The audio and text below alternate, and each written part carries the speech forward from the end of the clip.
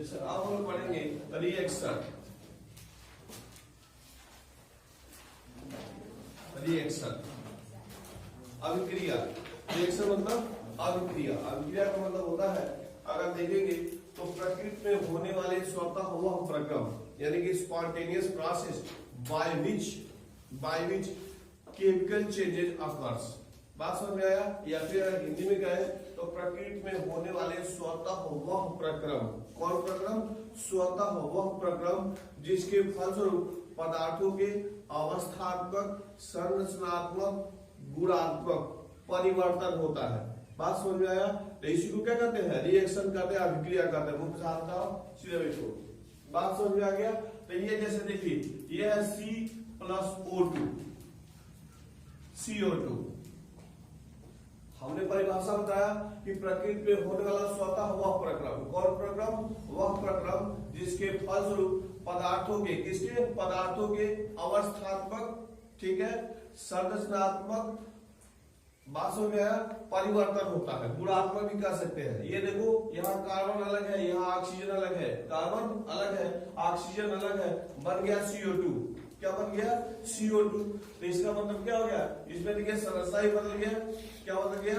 संरचना बदल गया। यहाँ ये दोनों अलग अलग थे, यहाँ ये दोनों क्या थे? अलग अलग थे। चलिए बेटो मेक फास्ट। दोनों क्या थे? अलग अलग थे। तो यहाँ कार्बन है, सॉलिड है, कार्बन जानी जाए सॉलिड होता है, और ये क्या है? ऑक्सीजन है, गैस है। ये बन गया CO2 यानी कि गैस बन गया। क्या बन गया?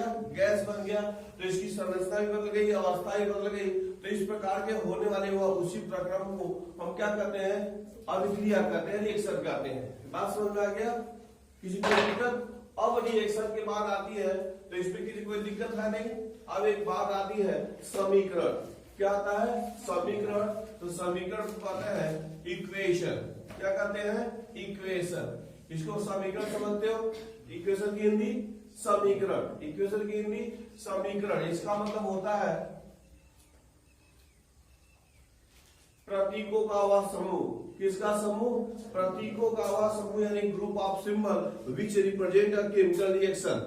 फिर बात समझ रहे हैं कि प्रतीकों का वह समूह जो किसी रासायनिक अभिक्रिया को क्या करता है? प्रदर्शित करता है।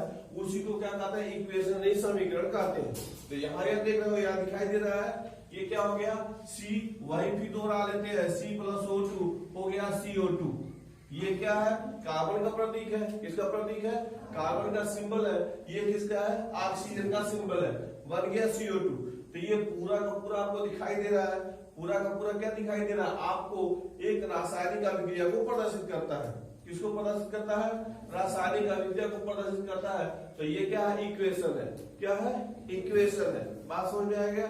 फिर इक्वेशन की बात करें कि प्रतीकों का वह समूह जो किसी रासायनिक अभिक्रिया को क्या करता है? प्रदर्शित करता है।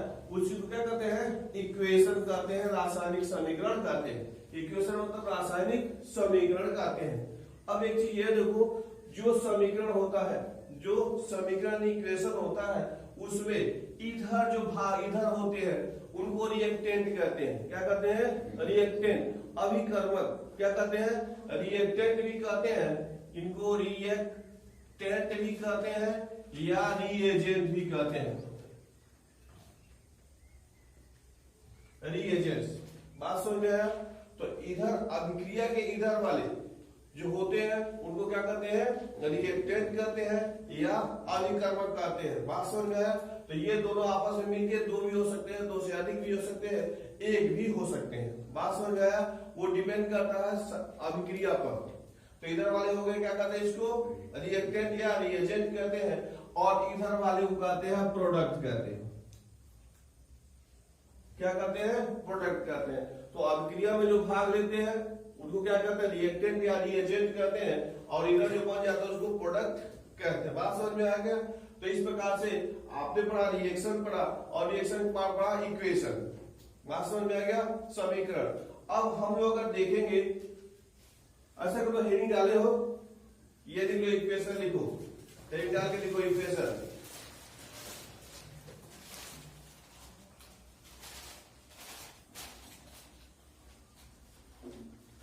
इक्वेशन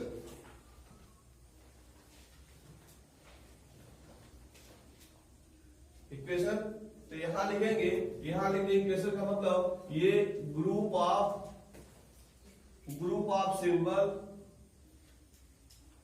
सिंबल्स कर लो, ग्रुप ऑफ सिंबल्स विच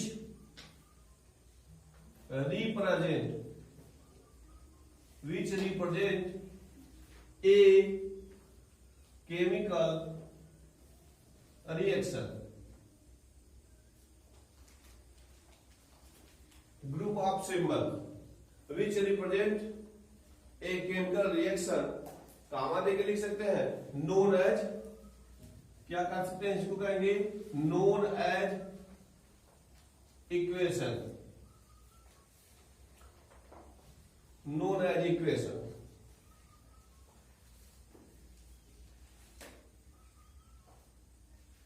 ठीक हो गया। क्या कहते हैं उसको इक्वेशन कहते हैं, क्या कहते हैं इक्वेशन कहते हैं कि इसको प्रतीकों के समूह को, किसको प्रतीकों के समूह को, किसे जो किसी रासायनिक अभिक्रिया को प्रदर्शित करते हैं, जो किसी रासायनिक अभिक्रिया को क्या कहते हैं प्रदर्शित करते हैं, तो उसी को क्या कहते हैं इक्वेशन कहते हैं। कोई दिक्कत? इसको आप लिख लीजिए C+O2 क्या हो गया CO2 इक्वेशन हो गया। ठीक है,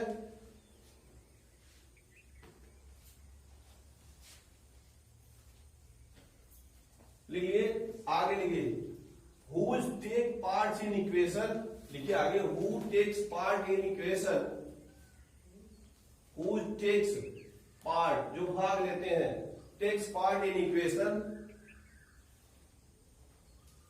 known as KNOW, known as reactant or reagents,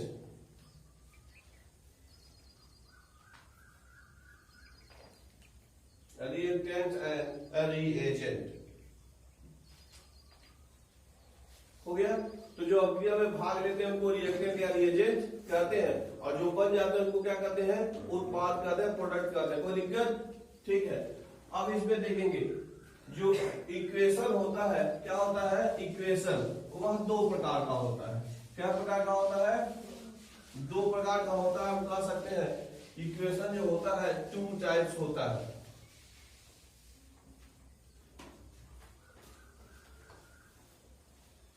लिखेंगे 2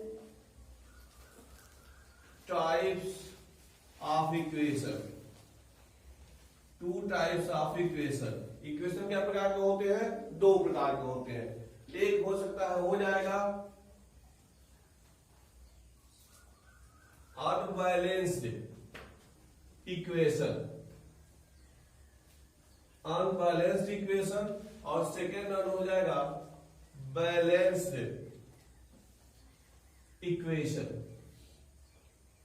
बैलेंस्ड इक्वेशन, संतुलित समीकरण और असंतुलित समीकरण।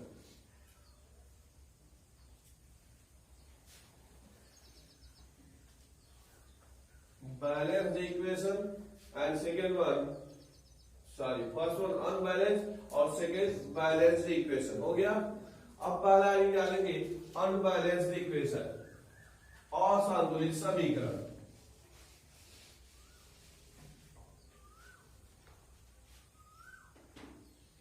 अनबैलेंस्ड इक्वेशन, बात समझ में आया? तो जैसे इसी को देख लो, पहले समझ लिया जाए। ये है CH4 प्लस है O2 CO2 गैस है और H2, ये अभी क्या है H2O गैस। ये जरा देखिए, ये समीकरण दिखाई दिया आपको। अब थोड़ा सा देखेंगे होता क्या है कि जो भी हम समीकरण लिखते हैं, एक आप पढ़े थे द्रव्य अविनाशता का नियम, law of mass of conservation, हम पढ़े थे केमिकल लॉ पढ़े थे। तो उसके अनुसार, किसके अनुसार? Law of mass of conservation यानी कि द्रव्यमान संरक्षण के नियम के अनुसार देखते हैं। हम लोग पढ़े थे कि किसी रासायनिक अभिक्रिया में, किसी रासायनिक अभिक्रिया में न तो कोई पदार्थ उत्पन्न होता है और न ही नष्ट होता है। फिर समझिए बात को, किसी रासायनिक अभिक्रिया में न तो कोई क्या होता है परमाणु उत्पन्न होता है और न ही नष्ट होता है। होता होता क्या है, एक रूपों से दूसरे रूप में बदल जाता है। क्या होता है, एक रूप से दूसरे रूप में बदल जाता है। बात समझ में आया? तो अब उसके अनुसार आप पढ़ा था, उसके अनुसार जब कोई न तो उत्पन्न होगा और न ही नष्ट होगा, तो यहाँ देखना है हम लोग को कि क्या होना चाहिए, दोनों तरफ बराबर होने चाहिए। अणुओं की संख्या यानी कि जो अभिक्रिया में भाग लिए उसकी संख्या और जो बने उसकी संख्या, दोनों आपस में दोनों तरफ बराबर होना चाहिए। अगर बराबर है तो बैलेंस इक्वेशन है और नहीं बराबर है तो अनबैलेंस इक्वेशन है। बात समझ में आया? तो इसी को हम लोग चेक करते हैं, फाइंड आउट। क्या करते हैं, इसको चेक करते हैं, फाइंड आउट करते हैं। तो यहाँ देखिए, अब इसको आप इक्वेशन जो देखते हैं, जो इक्वेशन देखते हैं, आप पढ़े होंगे, रूल पढ़े होंगे कि जो भी इक्वेशन लिखा जाता है, जो इक्वेशन लिखा जाता है उस इक्वेशन के सामने ये देखिए, ये जी लिखा गया है, इसका मतलब वो उसके अवस्था को प्रदर्शित करता है। तो कोई भी समीकरण अगर लिखा रहेगा, बैलेंस समीकरण लिखा रहेगा, तो उसमें उसके अवस्था ऐसे कोने पे लिख दिया जाता है, ताकि आपको पता चल जाता है कि वो गैस अवस्था में है कि लिक्विड अवस्था में है या सॉलिड स्टेट में। बात समझ में आया? तो जी का मतलब गैसियस स्टेट, अगर एल जाता तो एल मतलब लिक्विड स्टेट और यस होता तो सॉलिड स्टेट। तो कोई भी समीकरण हम लिखते हैं, अगर ठीक प्रकार से समीकरण लिखना है तो वो ऐसे उसके आगे अवस्था जरूर लिख देते हैं। बात समझ में आया? उसके बाद से अब ये देखो, ये हम देखते हैं यहाँ दिखाई दे CH4 है। क्या ये CH4 मीथेन है? किससे रिएक्ट कर रहा है? ऑक्सीजन से क्रिया कर रहा है, यहाँ बन रहा है CO2 बन रहा है और H2O बन रहा है। ये गैस पानी अवस्था में होता है, लेकिन ऐसे जी लिखा है, मतलब कौन है, वेपर अवस्था में, भाप अवस्था में। किस अवस्था में है? वेपर स्टेट में है।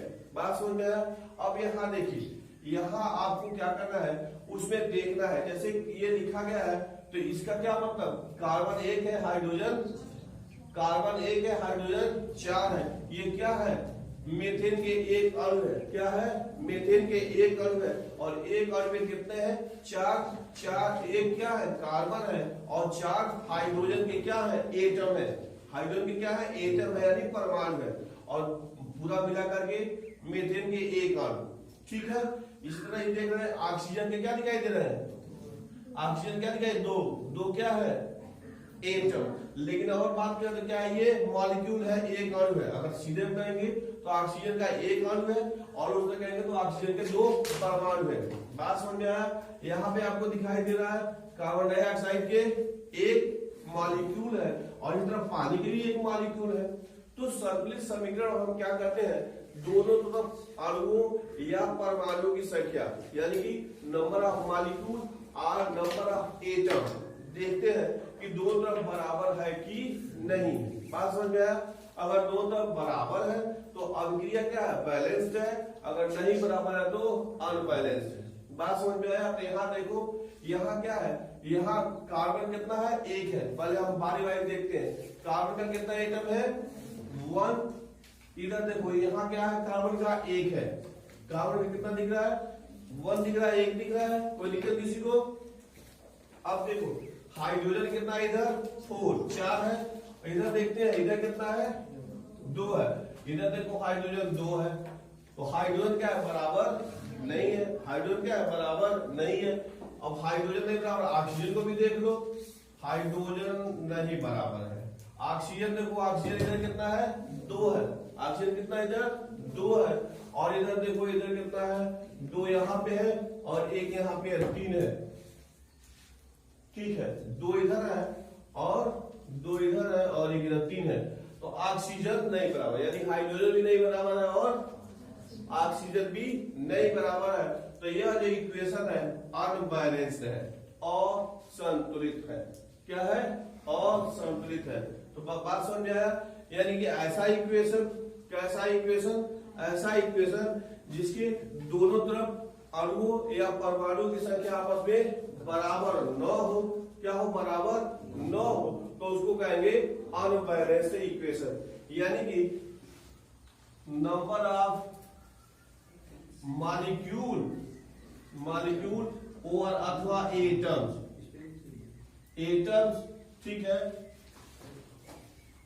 Of reactants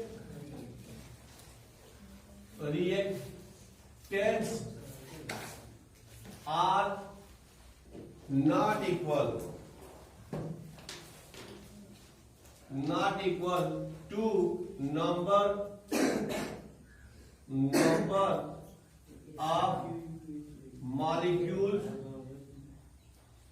of product don't talk each other। बात समझ में आ गया? बात समझ में आ गया? क्या लिखा गया? नंबर ऑफ मॉलिक्यूल की अगर बात करें तो मॉलिक्यूल हो या नंबर ऑफ एटम, वो दोनों तरफ आपस में बराबर न हो तो उसको क्या कहेंगे? अनबैलेंस इक्वेशन कहेंगे। बोल सकते हो फिर, यानी कि सच equation whose not equal to number of molecules or number of atom are in both side, दोनों तरफ के आपस में बराबर न हो तो क्या कहेंगे? उसको अनबैलेंस इक्वेशन कहेंगे।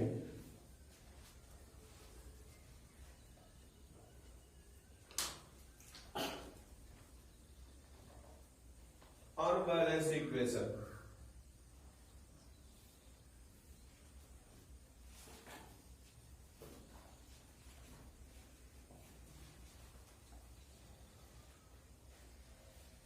सब लिख लिए? परिभाषा आसानी से कह सकते हो। यहाँ क्या है, दिमाग में कॉन्सेप्ट क्लियर कर लेना है, इसका क्या होता है, और कॉन्सेप्ट क्लियर हो जाएगा तो आगे सवाल क्वेश्चन जो भी होगा वो लगता रहेगा। और यहाँ पे क्या है, मान लो अगर नीट की परीक्षा देते हो, अच्छा जेई की परीक्षा देते हो, तो उसमें क्या परिभाषा तो पूछेगा नहीं, परिभाषा पूछेगा नहीं, लेकिन हाँ कॉन्सेप्ट यदि क्लियर रहेगा तो उसमें जो गणनाएं होंगी, कैलकुलेशन होगी, वो आसानी से इजी गोइंग कर लेंगे। और कॉन्सेप्ट क्लियर नहीं है तो कुछ भी नहीं कर पाएंगे। बात समझ में आ गया? तो ये क्लियर हो गया, बैलेंस और अनबैलेंस तो हो गया। अब हम लोग बैलेंस की ओर चल रहे हैं।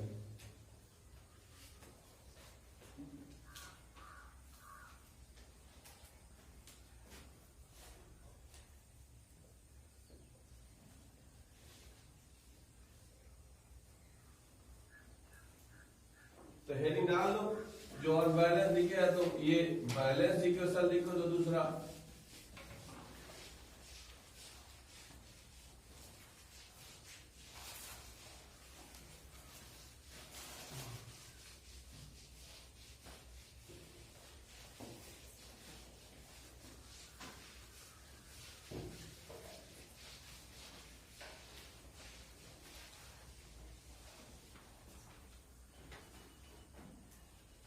ठीक है।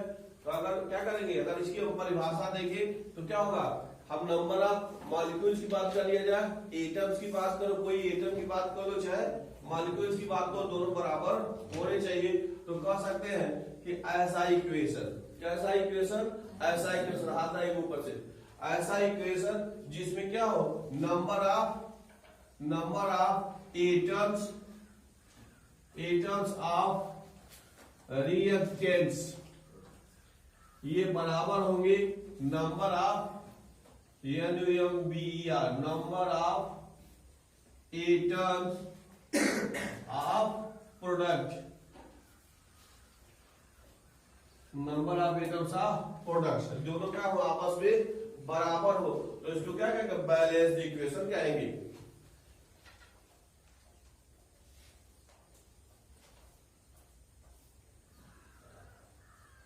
मान लिया 60 फॉर्म में लिखा गया है, number of atoms of reactant equal होगा number of atom of product. मान लो परीक्षा में लिख रहे हो, अगर बोर्ड टाइप का परीक्षा है, लॉन्ग टाइप परीक्षा, तो उसमें लिखेंगे such reaction who in which number of, आगे जोड़ के पूरा लिखोगे, अब कामा देके लिखोगे, कामा देके नोन एज बैलेंस इक्वेशन। बात समझ में आ गया? परिभाषा लिख हो जाएगा, कोई दिक्कत? ठीक है। यहाँ एक समीकरण लिखा गया है, जैसे ये समीकरण है, ये ही देख लो, जो CH4 वाला ही किए ना तुम लोग, तो ये है CH4 2O2 G हो गया, ये हो गया CO2, ये भी G है, और प्लस है 2H2O, ये अभी G है। अब देख लो, सभी का लिख लिए, सभी का लिख लिए, चेक करते हैं। Let us find it, is it balance और अनबैलेंस। फर्स्ट वन, सबसे पहले क्या करेंगे, एक ही को चेक करते चलेंगे। ये है कौन साहब है, कार्बन साहब है, कौन साहब है, कार्बन साहब है। इधर करते हो भाई लोग एक, इधर कितने हैं, एक, तो ये साहब ठीक है, ये कौन है, ये ठीक है। अब हाइड्रोजन को देख लो, हाइड्रोजन इधर 4 है और उधर कितना है, कितना इधर, ये देखो इधर 2 है और 2 इसके इधर, तो 2 2 यानी कि 4, हाइड्रोजन भी ठीक है। अब बात आ गई इधर, इधर ऑक्सीजन देखो 4 है, ठीक है, इधर कितना है, इधर देखो 2 है और इधर 2 है, यानी 4 है, ऑक्सीजन भी ठीक है। तो बात समझ में आ गया। तो दो तो क्या हो गए, एटम्स आपस में बराबर है, इक्वल है, तो इसलिए क्या है, ये बैलेंस इक्वेशन है। क्या है ये, बैलेंस इक्वेशन है। बात समझ में आ गया, कोई दिक्कत। अब देखो एक चीज का ध्यान देना, जैसे अगर ये है, मान लो ABC है, A1 B2 और C3 है, ऐसे है, ठीक है, इसको थोड़ा सही किया, A1 B2 और C3। कोई संख्या जब इसके बाद लिखी गई है, कोई संख्या इसके बाद लिखी गई है, मतलब ये संख्या इसको प्रदर्शित करता है, ये संख्या इसको प्रदर्शित करता है और ये संख्या इसको प्रदर्शित करता है। इट मीन्स, इसका मतलब ए का एटम कितना है, 1 है, number of atom of A is 1, number of atom of B is 2 और number of atom of C is 3। बात इसमें किसी कोई दिक्कत, समझना। अब लेकिन यही संख्या हमने इसके आगे लिख दिया, इसके आगे लिख दिया, इसका क्या मतलब हो गया, ये तीनों के साथ है, तीनों के साथ है, यानी कि ए का यहाँ तो 3 तो है, लेकिन बी का कितना हो गया, इसे मल्टीप्लाई कर देंगे 6 हो जाएगा और सी के साथ कितना हो जाएगा, 9 हो जाएगा। इसमें किसी कोई कंफ्यूजन। तो समीकरण बैलेंस करने में, जब हम बैलेंस करते हैं या समीकरण को देखते हैं, नंबर ऑफ एटम या नंबर ऑफ मॉलिक्यूल्स की बात करते हो, तो ये आगे पीछे वाली संख्या आती है, तो कंफ्यूज होने की जरूरत नहीं है। ये चीज और देखो, जैसे मान लो ये SO4 है, ये SO4, इसका लिख दिया गया होल थ्राइस, सल्फेट है, किसी ने जुड़ेगा वो फिर की बात छोड़ो, तो ये सल्फेट है, ये SO4, ये होल थ्राइस आ गया। इसका मतलब क्या हो गया, ये सब 3 बार है। अगर मान लो इस तरह ऐसे है, उस तरह कहा जाए, तो ये जब पूरा ब्रैकेट करेंगे तो सल्फर के 3 है और ऑक्सीजन के 12। बात समझ में आया। जैसे ये मान लो ये लिख दिया जाए K2SO4, पोटेशियम सल्फेट है, तो ये तो आप दिखाई दे रही है 2 है, लेकिन इनके साथ करेंगे तो ये इसका सब बारी बारी से मल्टीप्लाई हो गया, आसानी से हो जाएगा। बात समझ में आ गया। तो इस प्रकार से क्या पहले या बाद में, पहले या बाद में नंबर ऑफ एटम के कोई संख्या लिखा है, तो उसी हिसाब से हम उसको ध्यान से करके और कैलकुलेट कर लेते हैं। बात समझ में आ गया। तो इस प्रकार से आप क्या करेंगे, उसको देख लेंगे, चेक कर लेंगे कि समीकरण बैलेंस है कि नहीं बैलेंस है, किधर कितने परमाणु है, नंबर ऑफ एटम किस साइड में, यानी रिएक्टेंट साइड में कितने हैं, प्रोडक्ट साइड में कितने हैं।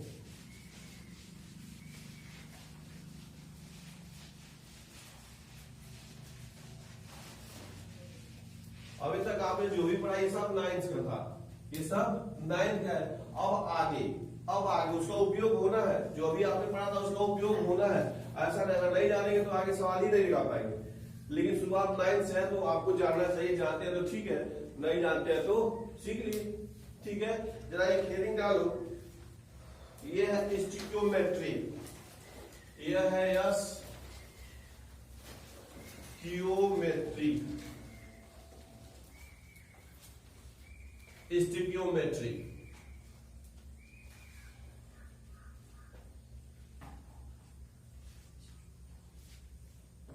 स्टिक्योमेट्री, इसमें देखो ये है डील्स, डील्स क्या करता है, विथ द कैलकुलेशन,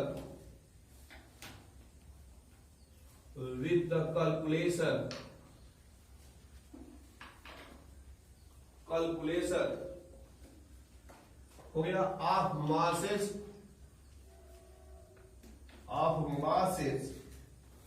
ब्रैकेट में sometimes volume also,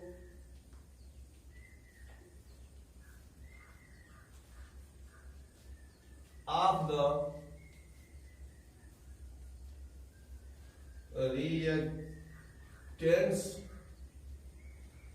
and products, involved in a chemical reaction, in a chemical reaction.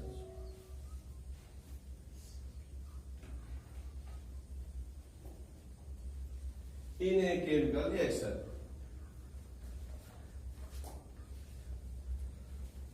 ठीक हो गया। स्टोइकियोमेट्री डील्स मैंने हमको बताता है, समझाता है, क्या करता है कि कैलकुलेशन ऑफ मासेस यानी भार इसका आप रिएक्टेंट्स एंड प्रोडक्ट, कोई रासायनिक अभिक्रिया होती है तो हम कह सकते हैं स्टोइकियोमेट्री जो होता है उसकी सहायता से किसी रासायनिक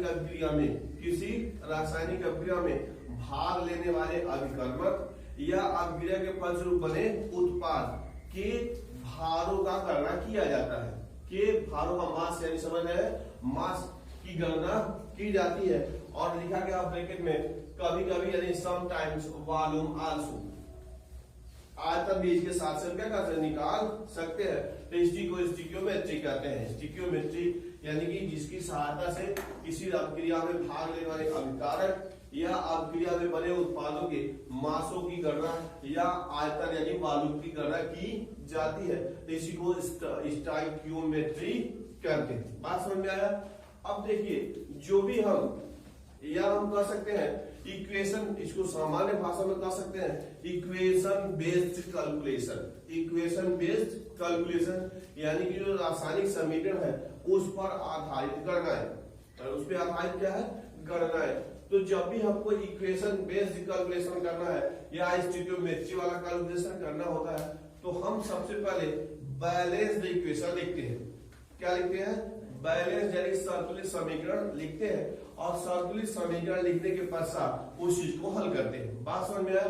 जैसे मान लो यही समीकरण लिखो, यही वाला CH4 वाला ही चलते रहो। ये है CH4 था, लिखे थे क्या लिखे थे G लिखे थे, किससे रिएक्ट किया था ऑक्सीजन से 2O2। ये अभी मान लो G है, बन गया CO2, ये अभी क्या है G है, और बन गया H2O, ये अभी क्या है G है। बात समझ में आया। तो इसको बहुत ध्यान समझना तुमको, क्योंकि ये इस तरह के सवाल बहुत टप्पा गलत भी होता है, दिखने में तो आसान दिखता है लेकिन होता गलती बहुत जल्दी होता है, इसलिए इस पे आधारित। अब देखो क्या करना है कि जब समीकरण आधारित जो भी करना है का हल करना होता है तो पहली बात संतुलित समीकरण लिखते हैं। बात समझ में आया। या उस अभिक्रिया का अगर समीकरण याद है हमको तब तो हम कर पाएंगे, नहीं तो नहीं कर पाएंगे। पहली बात समझ में आया। तो अभिक्रिया का इक्वेशन याद है, समीकरण याद है, तो आप उसकी गणना कर पाएंगे, नहीं तो कभी नहीं कर पाएंगे। क्योंकि जान ही रहे हो केमिस्ट्री में सबसे बड़ी अगर देखा जाए तो कोई भी परीक्षा हो तुमको अगर किताब भी दे दिया जाए परीक्षा में, 3 घंटे का मान लो पेपर हो, तुमको बुक भी दे दिया जाए, तब भी यदि समीकरण तुमको याद है तो हल कर पाओगे, नहीं तो कभी नहीं हल कर पाओगे। किताब भी दे दिया जाए परीक्षा में, कार्य भैया ये लो किताब और हल कर दो, तो भी नहीं हल कर पाओगे। तो ये ऐसा चीज समीकरण जो होता है ऐसा टॉपिक है, ऐसा चीजें है कि क्या करना आपको याद करना ही करना है, इसके लिए और कोई विकल्प नहीं। सबसे आसान तरीका समीकरण याद करने का, सबसे आसान तरीका एक पतली सी कॉपी बनाइए, जो आपका इंटर की जो एनसीईआरटी किताब है उसमें से शुरू करिए। क्या करिए, मान लीजिए पहला चैप्टर पढ़ रहे हैं तो उससे रोज 2 समीकरण लिखेंगे, कॉपी में रोज 2 समीकरण लिखेंगे और रोज याद करेंगे। रोज ऐसे हाथ में भी जो 2 लिख लो, ऐसे दिन भर जब भी कहीं गुनगुनाते रहो समीकरण याद करते रहो, और इसी तरह करते करते और रोज 2 समीकरण याद करो, रोज नया 2 समीकरण और पहले वाला। बात समझ में आया। इस तरह करोगे तो 6 दिन में कितने समीकरण हो जाएंगे 12।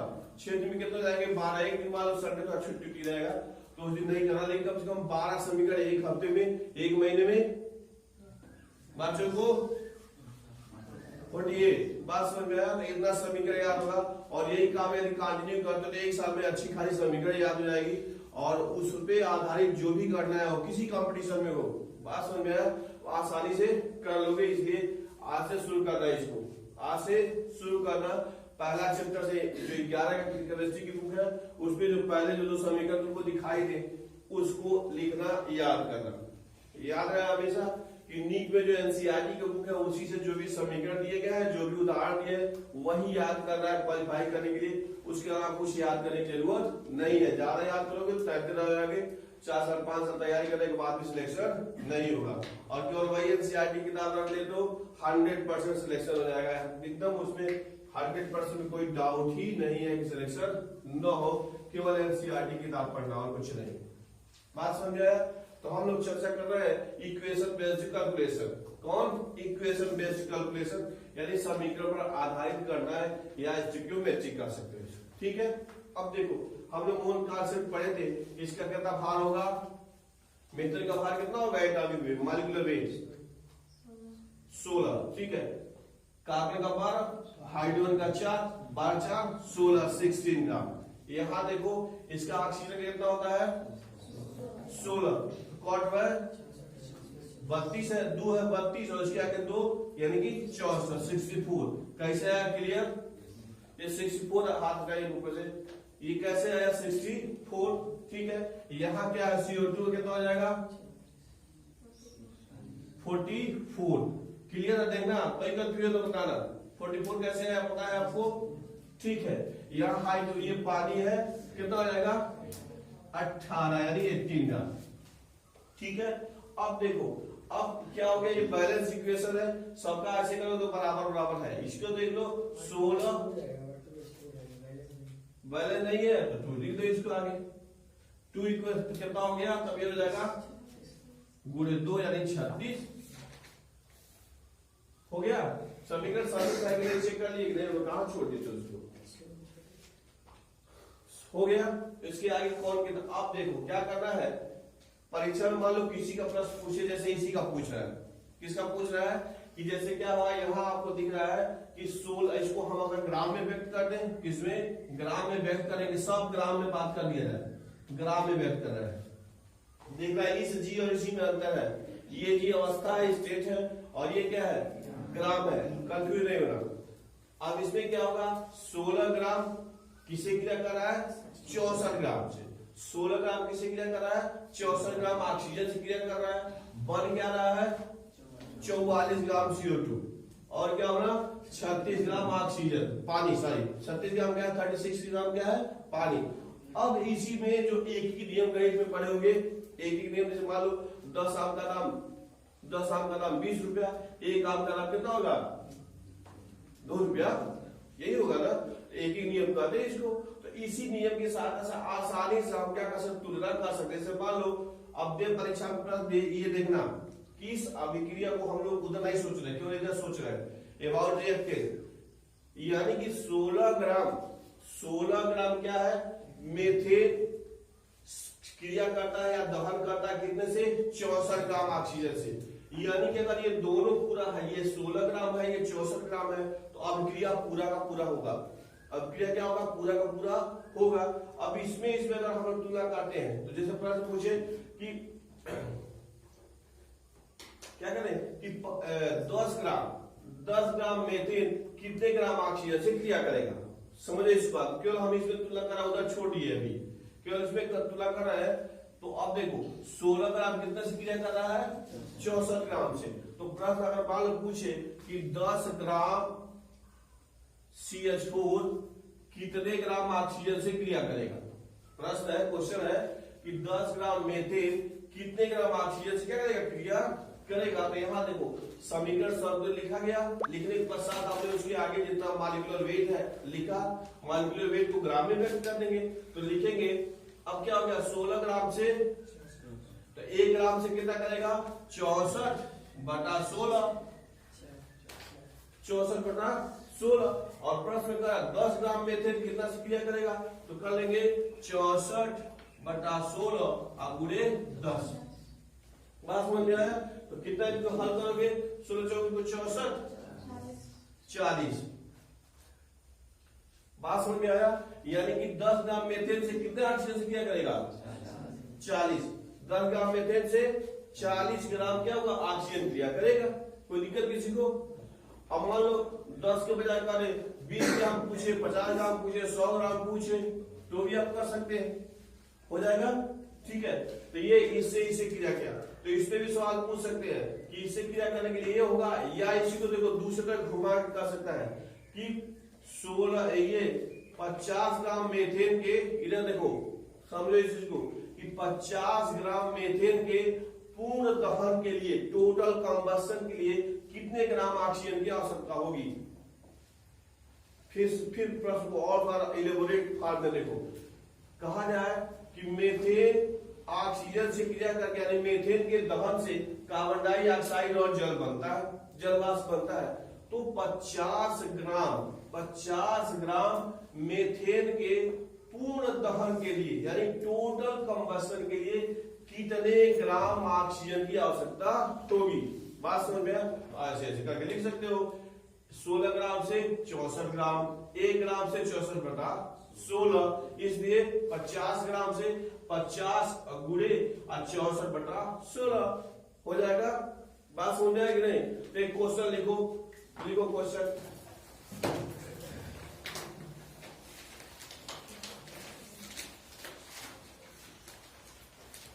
देखो कंबस्शन ऑफ मेथेन, कंबस्शन यानी दहन, COMBUSTION combustion, combustion of methane,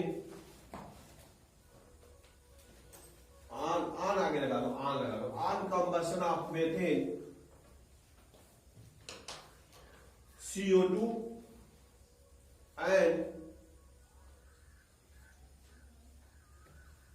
H2O पानी, H2O पानी, ब्रैकेट में वेपर लिखना, वेपर VAPOR, वेपर यानी वाष्प। फार्म